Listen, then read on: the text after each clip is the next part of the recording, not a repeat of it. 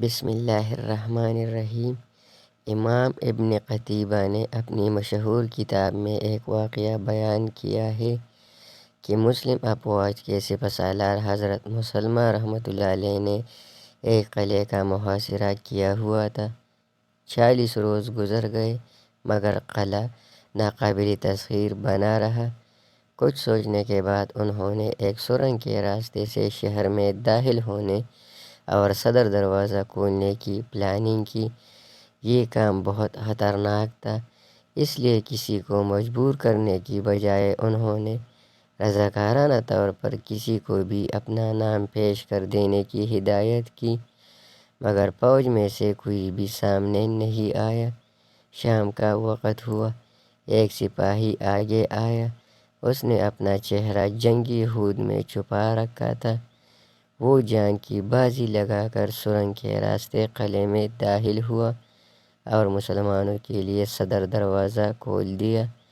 اللہ تعالیٰ نے اس طرح مسلمانوں کو فتح سے نوازا۔ فتح کے بعد حضرت مسلمہ رحمۃ اللہ علیہ نے عام منادی کرائی کہ سرنگ میں داخل ہونے والا سپاہی سامنے آئے تاکہ اعلانیہ اس کے ساتھ اعزاز و اکرام کا معاملہ کیا جا سکے، مگر کوئی نہیں آیا۔ 3 دن تک مسلسل اعلان کیا جاتا رہا مگر نتیجہ وہی رہا۔ تھک کر انہوں نے اعلان کرایا کہ میں نے اپنے خادم خاص کو اجازت دے دی ہے کہ سرنگ میں داخل ہونے والا مجاہد جس وقت بھی چاہے مجھ سے ملنے آ جائے۔ وہ براہ راست میرے پاس آ سکتا ہے، اسے روکا نہیں جائے گا، اور میں قسم دے کر اس سے درخواست کرتا ہوں کہ وہ مجھ سے ایک بار ضرور آ کر ملے۔ اس منادی کے بعد رات کے آخری پہر میں ایک شخص آیا اور خادم سے حضرت مسلمہ رحمۃ اللہ علیہ کے پاس لے چلنے کی درخواست کی۔ حاضرین اور خدمت کاروں نے پوچھا کہ کیا تم ہی سرنگ والے سپاہی ہو؟ اس نے کہا میں وہ نہیں ہوں، لیکن میں تمہیں اس کے بارے میں بتا سکتا ہوں۔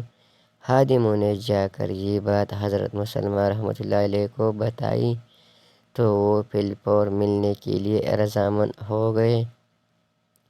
ملاقات ہوئی تو اس آدمی نے کہا سرنگ والے سپاہی نے آپ سے ملنے کی 3 شرطیں رکھی ہے۔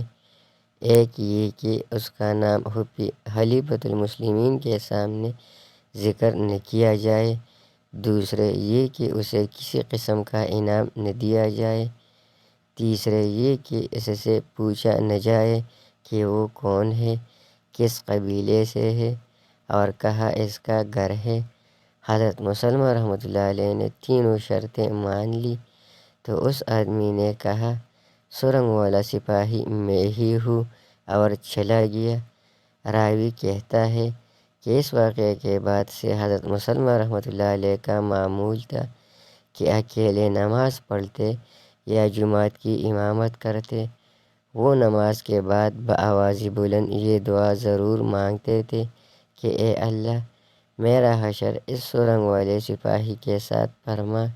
اے اللہ، اپنے گمنام بندے کو اپنی بحشت میں جگہ دے کر اس کا شائن شان اکرام فرما۔